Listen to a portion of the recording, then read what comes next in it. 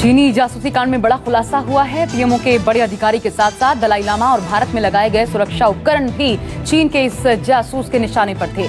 चीनी जासूस एयरपोर्ट पर लगने वाले सुरक्षा उपकरणों में भी सेंध लगाना चाहते थे। ये खुलासा दिल्ली में पकड़े गए चीनी जासूस ने खुद किया है। गिरफ्तार चीनी जासूस क्विंग शी से पूछताछ के दौरान जांच एजेंसियों को दस्तावेज बरामद हुए। उन दस्तावेजों के मुताबिक पीएमओ के अधिकारी और दलाई लामा के हर मूवमेंट की जानकारी ली जा रही थी। पीएमओ के हर रूटीन के बारे में जाना जा रहा था। गिरफ्तार चीनी जासूस इस वक्त दिल्ली की तिहाड़ जेल में बंद है। पाकिस्तान की नापाक साजिश का पर्दाफाश हुआ है। घुसपैठ की फिराक में है 300 आतंकी। भारतीय खुफिया एजेंसी ने अलर्ट जारी किया। त्योहारों के दौरान पाकिस्तान बड़ी साजिश में जुटा है। खुफिया रिपोर्ट के मुताबिक धर्म के नाम पर दंगे फैलाने और सीमा पर किसी बड़े बैट एक्शन की तैयारी में है पाकिस्तान। सूत्रों के मुताबिक भारत पर बड़े हमले की साजिश रची जा रही है। आतंकियों की ट्रेनिंग आईएसआई की देखरेख में हो रही है। चीनी सैनिक अब पीओके में आतंकवादियों को दे रहे हैं प्रशिक्षण। बर्फबारी के मौसम में पीओके से आतंकियों की घुसपैठ कराने की कोशिश है। भारतीय खुफिया एजेंसियों को 7 ठिकानों पर आतंकवादियों के छिपे होने की पुख्ता रिपोर्ट्स मिली हैं। खुफिया एजेंसियों को एलओसी पर पाकिस्तानी घुसपैठ की नई चाल का पता चला है। जैश और हिजबुल के आतंकी खोद रहे हैं सुरंग। खुफिया रिपोर्ट्स के मुताबिक पाकिस्तानी रेंजर्स की निगरानी में जैश और हिजबुल के आतंकी एलओसी पर सुरंग खोद रहे हैं। ये सुरंगें भारतीय सीमा की तरफ खोदी जा रही हैं। भारतीय सेना ने चीन को उसका सैनिक लौटा दिया। 2 दिन पहले लद्दाख में पकड़ा गया था चीनी सैनिक। 19 अक्टूबर 2020 को पूर्वी लद्दाख के डेम चौक सेक्टर में चीनी सैनिक भटक गया था। हिरासत में लेने के बाद भारतीय सेना ने मिसाल पेश की। पीएलए सैनिक को ऑक्सीजन, खाना और गर्म कपड़े सहित चिकित्सा सहायता दी गई थी। प्रधानमंत्री नरेंद्र मोदी के राष्ट्र के नाम संदेश को लेकर राहुल गांधी ने निशाना साधा। कहा, मैंने कहा था कि प्रधानमंत्री चीन पर एक शब्द नहीं बोलेंगे। पीएम चीन का नाम लेने से डर रहे हैं। चीन से विवाद सबसे बड़ा मुद्दा है, लेकिन पीएम भारत माता की जमीन पर एक भी बयान क्यों नहीं दे रहे। मध्य प्रदेश के पर्यटन और संस्कृति विभाग की मंत्री उषा ठाकुर ने मदरसों को लेकर विवादित बयान दिया है। कहा, मदरसों में पैदा होते हैं आतंकी। मदरसे आतंक का अड्डा है। मदरसों को मिलने वाली सरकारी मदद रोक देनी चाहिए। उषा ठाकुर ने कहा कि मदरसों ने जम्मू कश्मीर को एक आतंकवादी कारखाने में तब्दील कर दिया था। कौन सी संस्कृति पढ़ा रहे बंधु? यदि आप इस देश के नागरिक हैं तो आप देखिए कि सारा कट्टरवाद, सारे आतंकवादी मदरसों में पले और बड़े हैं। जम्मू कश्मीर को आतंकवादियों की फैक्ट्री बना के रख दिया था। तो ऐसे मदरसे जो राष्ट्रवाद से, जो समाज की मुख्य धारा से नहीं जोड़ सकते, उनको हमें समुचित शिक्षा के साथ जोड़कर समाज को सबकी प्रगति के लिए एक साथ आगे। बलिया गोलीकांड में आरोपी का साथ देने वाले बीजेपी विधायक सुरेंद्र सिंह के तेवर में कमी नहीं आई है। हाईकमान से फटकार के बावजूद बोले, विपत्ति काल में अपने कार्यकर्ता को छोड़ना महापाप है। बलिया गोलीकांड के मुख्य आरोपी धीरेन्द्र सिंह के पक्ष में बयान देने पर जेपी नड्डा ने सुरेंद्र सिंह से नाराजगी जाहिर की थी। कहा था, गोलीकांड की जांच से दूर रहें। उत्तर प्रदेश में महिलाओं की सुरक्षा के लिए मिशन शक्ति अभियान चलाया जा रहा है। इस बीच यूपी के राज्य मंत्री मनोहर लाल पंत ने लड़कियों को चाकू रखने की सलाह दी। कहा, अपनी सुरक्षा के लिए जेब में छोटा चाकू रखें, जरूरत पड़े तो मार दें। मंत्री ने कहा कि मारने के बाद चिंता मत करना, भगवान सब ठीक करेगा। 90 महिला हेल्पलाइन 1 से 81 महिला हेल्पलाइन, आप लोग चिंता ना करें। और हमारे पूरा देश और प्रदेश आप लोगों की सहायता के लिए है।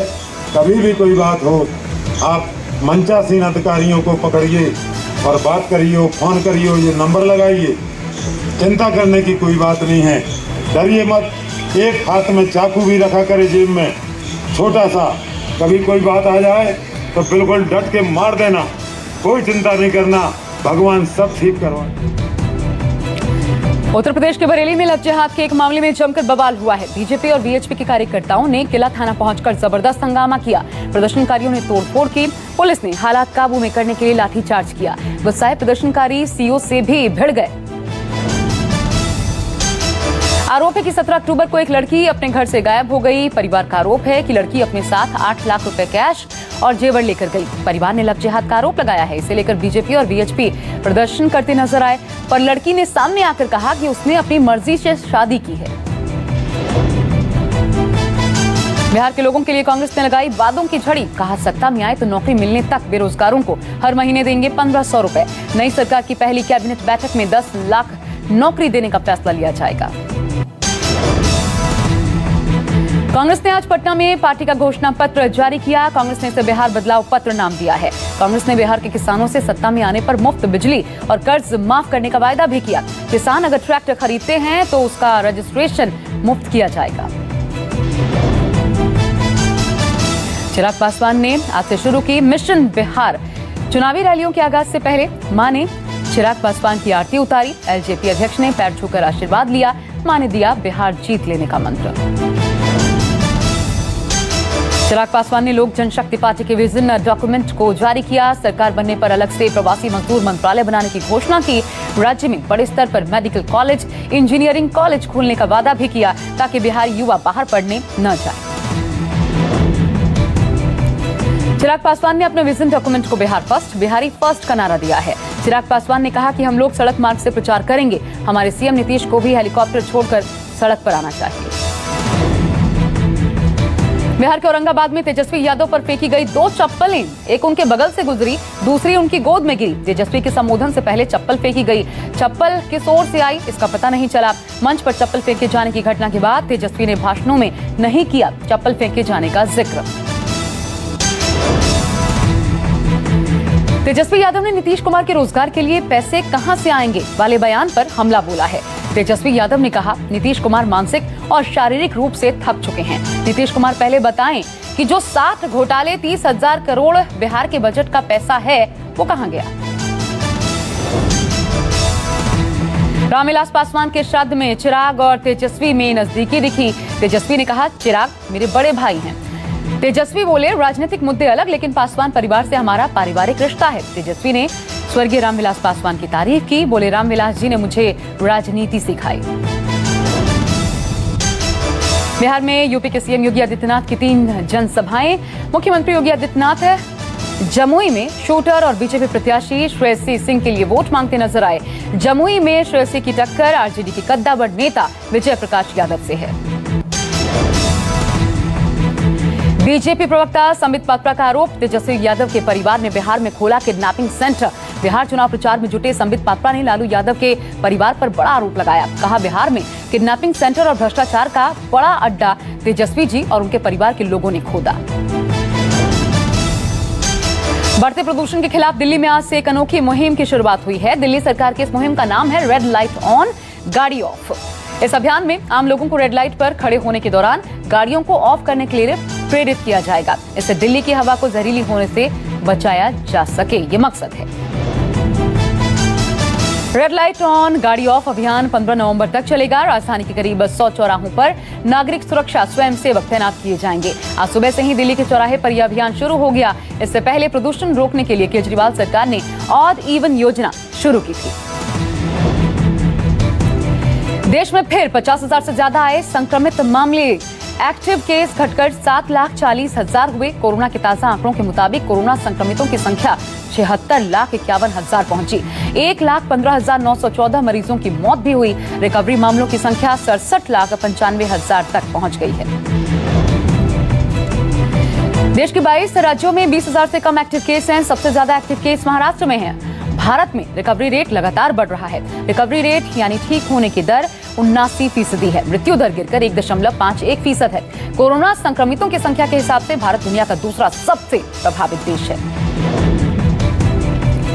बीएसएफ एक बार फिर किसानों के लिए देवदूत बनकर सामने आई। 18 साल बाद बीएसएफ के जवानों द्वारा बंजर जमीन को उपजाऊ बनाने का काम किया जा रहा है। बताया जा रहा है कि सीमा से लगे इलाके कठुआ में बीएसएफ के जवानों ने लंबे समय से खाली पड़ी जमीन पर ट्रैक्टर चलाकर इसकी जुताई की। राजस्थान के जयपुर में गाड़ियों की कंपनी के शोरूम में आग लगने से हड़कंप मच गया। आग तकरीबन 12 बजे लगी। सूचना मिलते ही मौके पर फायर ब्रिगेड के कर्मचारियों ने पहुंचकर आग पर काबू पाया। आग लगने की वजह शॉर्ट सर्किट बताई जा रही है। कोरोना महामारी के दौर में एक और जहां देश आर्थिक संकट से जूझ रहा है, तो वहीं प्याज के दाम में लगातार इजाफा देखने को मिल रहा है। इस समय प्याज के साथ दूसरी सब्जियां दोगुने दाम पर बेची जा रही हैं और ऐसे में कोरोना संकट के दौर में सब्जियों के दाम बढ़ना लोगों के लिए मुश्किलें खड़ी कर रहा है। पाकिस्तान के कराची में आज सुबह बड़ा धमाका हुआ। धमाका इतना तेज था कि पूरी इमारत भरभरा कर गिर पड़ी। धमाके के बाद पूरे इलाके में हड़कंप मच गया। अब तक 5 लोगों की मौत की खबर है, कई लोगों के गंभीर घायल होने की खबर है। ये धमाका कराची के मस्कन चौरंगी इलाके में हुआ। धमाके के पीछे कौन था, फिलहाल इसकी पड़ताल जारी है।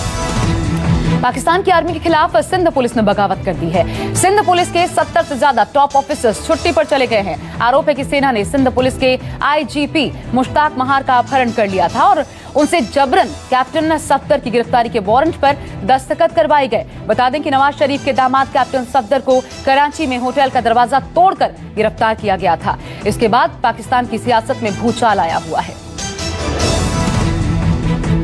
फ्रांस में एक टीचर की हत्या के बाद इस्लामिक कट्टरपंथियों के खिलाफ फ्रांस में कार्रवाई तेज है। कार्रवाई के तहत पेरिस के बाहर एक मस्जिद को अस्थायी तौर पर बंद करने के आदेश दिए गए हैं। बता दें कि पिछले हफ्ते पैगंबर साहब का कार्टून बनाने पर एक टीचर का सिर काटकर हत्या कर दी गई थी। दिवालिया हुई कंपनी DHFL के प्रमोटर ने खुद को रिहा करने की गुहार लगाई है। रिहाई को लेकर जेल में बंद प्रमोटर ने बताया कि वे रिहाई के बदले में 44,000 करोड़ रुपए की पारिवारिक संपत्ति देने को तैयार हैं। इससे बैंकों को बकाया कर्ज चुकाया जा सकता है। अब बात मुंबई के लाइफलाइन यानी कि लोकल की कर लेते हैं। आज देश की आर्थिक राजधानी मुंबई में महिलाओं ने लोकल ट्रेन में सफर किया। कोरोना संकट के बीच महिलाओं के मुंबई लोकल से सफर करने पर पाबंदी लगा दी गई थी।